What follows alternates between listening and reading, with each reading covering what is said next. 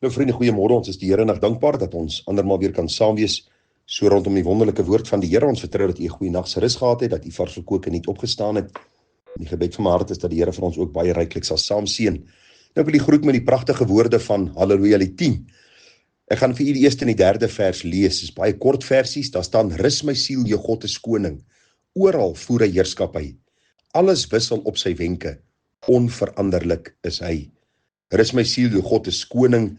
Wees tevrede met jou lot.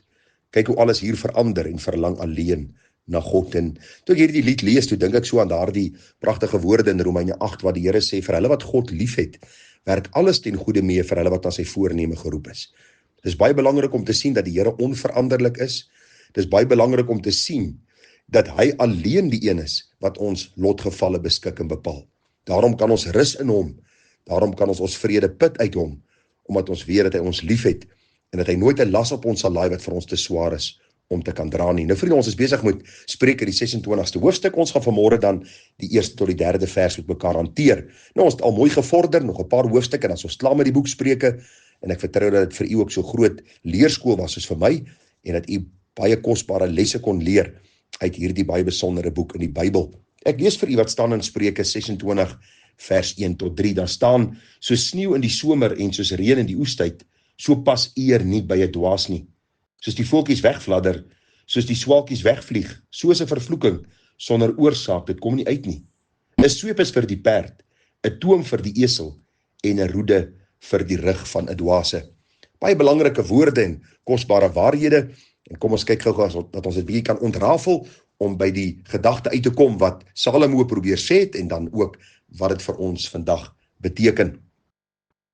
Nou vriende, as ons dink aan die gedagte van sneeu in die somer en reën in die oestyd, dan dink ons aan iets wat eintlik 'n vreemde verskynsel is, iets wat heel onwaarskynlik sal plaasvind en ook goed wat skade kan bring tot die oes. As ons dink aan sneeu in die somer, dan wil ek vir u sê, daar's uitsonderlike plekke in die wêreld wat daarvan kan getuig. As ons dink aan reën in die oestyd, dan besef ons dat dit geweldige skade aan die oes kan bring en daarom is daar geen boer wat duim vashou vir reën in die oestyd nie. En wat die Bybel vir ons eenvoudig wil sê, as jy 'n dwaas in 'n posisie van eer sit, is dit dieselfde gedagte as wat ons hier vind, so sneeu in die somer en dan ook die gedagte van reën in die oestyd.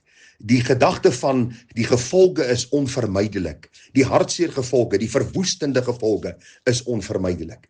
En ag vriende, ons dink aan ons eie land, ons dink aan dele in die wêreld waar mense in leiersposisies geplaas word, waar mense geplaas word in posisies van eer, van aansien, wat eintlik dwaase mense is, onkundige mense, ongeskoolde mense, ongeletterde mense.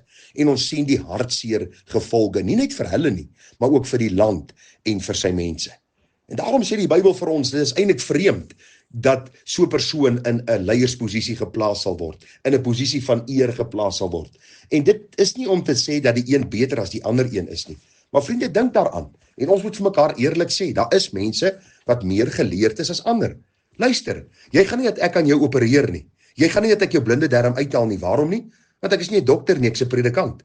Daarom gaan ek nie in daardie posisie geplaas word nie, en dis presies dieselfde gedagte. Ons moet mense in posisies plaas wat in daardie posisie hoort, en veral wanneer dit kom in hierdie posisie van eer, of dan hierdie posisie waar 'n persoon 'n sekere taak moet verrig.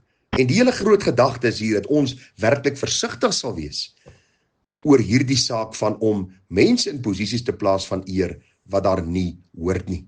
En dis ook verseker so, vriende, wanneer jy dwaas in 'n posisie plaas, 'n arrogante persoon, 'n persoon wat eintlik geen kennis het nie, maar hy kry hierdie magsposisie, hierdie posisie van eer, dan moet ons weet dat die gevolge legio gaan wees. Hartseer vir homself, dikwels, en hartseer vir die mense onder hom. Daarom kom ons wees versigtig, kom ons by die Here vir wysheid, en kom ons vra die Here ook dat die regte mense in die regte posisies geplaas sal word, sodat God ook verheerlik kan word. Die tweede vers sê, soos die voeltjies wegfladder, soos die swaalkies wegvlieg, soos 'n vervloeking sonder oorsaak, dit kom nie uit nie. Nou vriende, hierdie sake van vervloeking en mense wat 'n vloek oor jou kan uitspreek, en daar is 'n familiebinding op jou en vloeke oor jou huisgesin. Ons moet tog nie al hierdie leuns glo wat mense in ons koppe wil inprent nie. Ons weet daar is sekere tye in die Bybel waar ons lees hoe Noag dan ook sy seuns geseën en sekere van sy seuns vervloek het, en in die konteks daarvan sien ons Dit was niks gewees soos dat die ellende en hartseer en allerhande trauma en tragedie hulle gaan tref nie. Dit is eenvoudig gewees dat die een broer die ander broer sal dien. Dat die een broer in eer sal wees en die ander ene sal meer sy dienskneg wees. Dis maar die eenvoudige gedagte en die uitleg daarvan. En hierdie gedagte van 'n vervloeking, dink ons maar daar in Numeri 23. U sal onthou dat die koning Balak het vir Balaam gehuur, of dan vir Biliam soos hy bekend staan, om dan die volk Israel te vervloek. En ons weet hoe die Here telke male hierdie vloek in 'n seën verander het.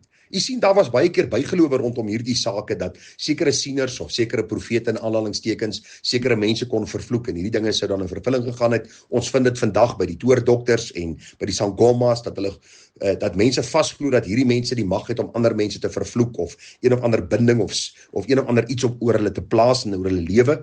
Maar wat hierdie gedagte eenvoudig vir ons sê, daar bestaan nie regtig so iets nie. Vriende, geen mens kan 'n vloek oor my lewe uitspreek nie. Die Bybel sê God het hierdie aarde vervloek, want hy is God en hy het vir die mense opdrag gegee in die tuin van Eden. Die mense het dit ongehoorsaam en nou is ons in 'n vervloekte wêreld. 'n Wêreld onder God se heerskappy, maar ook onder sy vloek en later onder sy toorn waar hy hierdie wêreld gaan laat vergaan deur vuurreën, soos 2 Petrus ons leer.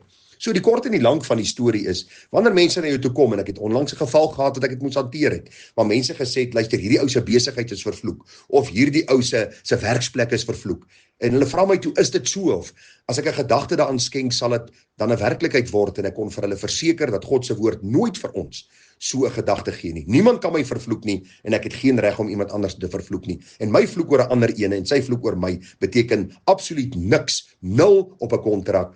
Dis niks seggend nie, en dis presies wat die Bybel sê. Dis 'n voël wat wegfladder, dis 'n swaalkie wat wegvlieg. Daarom moet u nie steur aan hierdie dinge nie. Vriende, wanneer hierdie tragedie ons tref, is 9 uit 10 keer omdat ons met boosheid, met sonde en met ongeregtigheid besig is. Daarom glo mense aan vloeke en bindings en allerhande snert en al hierdie dinge wat mense mee bang maak. Maar luister, as jy wandel met die Here God in opregtheid en in heiligheid, luister, sê die Bybel vir ons, dan sal hy ons nie begewe en hy sal ons nie verlaat nie. Die derde vers en die laaste vers van vanmôre, daar staan 'n sweep is vir die perd, 'n toom vir die esel en 'n roede vir die rug van 'n dwaas. Nou vriende, ons dink baie keer aan tugtiging en vandag gryp mense na hulle asem en hulle wil eintlik half niks van tugtiging weet nie. Luister, dis hoekom daar soveel chaos in ons land is. Dis hoekom daar soveel chaos heers, want die misdadiger word beskerm, hy word nie getug nie. Die dwaas word gespaar en hy word nie getug nie. Die rebelse kind word gespaar en die roede word hom nie opgelê nie. Die Bybel sê van ons baie duidelik, as jy die roede spaar, dan sal jy hierdie persoon se siel na die verderf toe sleep. As jy die roede gebruik, sal jy hierdie persoon se siel red van die dood. Hoor wat sê Spreuke 10 vers 13. Daar staan, op die lippe van die verstandige word wysheid gevind, maar die roede is vir die rug van die verstandlose. Hoofstuk 14 vers 3 sê vir ons min of meer dieselfde. In die mond van die sot is 'n roede vir sy trots, maar die lippe van die wyse bewaar hulle. En dan ook daarin Spreuke 19 vers 29, vir die spotters staan strafgerigte klaar en slaaf vir die rug van die dwaase. Wat wil dit vir ons leer? Vriende, eenvoudig, dat baie keer sal mense se eie dwaase optrede vir hulle soos 'n roede wees. Dikwels wanneer jy volwasse is en jy maak dwaase ondeurdagte besluite, is die gevolge van daardie besluite dikwels vir jou soos 'n tugroede. Maar ook wanneer daar dwaase is, wanneer daar kinders is wat nie wil luister nie, is dit soms noodsaaklik om tug te gee.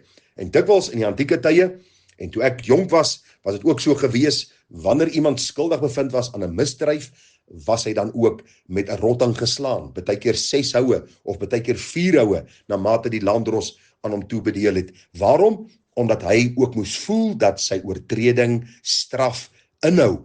En dikwels was dit gegee vir jonger kinders wat misdrywe begaan het. Vir ons wat vandag lewe kan ons dink, maar joh, dit is verskriklik om so iets te doen. Vriende, luister, tugtiging binne die perke en binne die raamwerk van God se woord het tog altyd 'n positiewe uitwerking gehad. Daarom beveel ek ook altyd vir mense aan dat jy altyd sal tug binne die raamwerk van God se woord, met die liefde van God in jou hart, tot korreksie, tot reg, om iemand reg te help, tot 'n korrigering om hierdie persoon dan op die regte pad te stuur. Daarom sê die Bybel vir ons baie duidelik ook, dat as ons 'n perd in 'n rigting wil stuur, dan is daar sekere dinge wat ons gebruik. As ons 'n esel in 'n rigting wil stuur, is daar sekere hulpmiddels wat ons gebruik. En wanneer ons met 'n dwaas te doen kry, is dit goed wanneer hierdie dwaas verkeerd optree, om dan ook die roede te gebruik. En dink maar aan ons land, en ek gaan 'n praktiese voorbeeld gee. Dink maar aan ons land. Ons lewe tussen 'n magdom misdadigers. Mense wat gesteel het, mense wat geroof het, mense wat verkrag het, mense wat bedrog gepleeg het, wat tussen ons elke dag rondloop, omdat daar geen straf vir hulle opgelê is nie. Daarom is Suid-Afrika een van die lande in die wêreld wat die hoogste misdaadsyfer het. Vriende, dis om dwaase te laat rondloop en vir hulle amper 'n vrypas te gee, om te maak en te doen wat hulle wil. Daarom is hierdie eintlik ook, en u sal onthou, hierdie spreuke gaan oor 'n koning wat in bevel is van 'n land. Hoe kan hy ook sy land goed bestuur? En hier is goeie opdragte aan ons leiers, is dat hulle sal inkom en sê, luister, ons gaan mense straf vir hulle oortreding. As iemand dwaas optree, as iemand moedswillig is, as iemand misdaad pleeg, gaan ons vir hulle die nodige straf gee, om hulle te leer, daar is gevolge vir verkeerde optredes. Mag die Here ons wysheid gee, want u sien binne die speelveld van God se woord is daar veiligheid, is daar genade, is daar herstel, is daar 'n rigtingwyser, is daar hierdie pad van die lewe. Mag u en ek wysheid van die Here ontvang, om op te tree volgens die raamwerk van God se woord, en om so te verheerlik. Vriende, groete vir u, mooi dag verder, tada.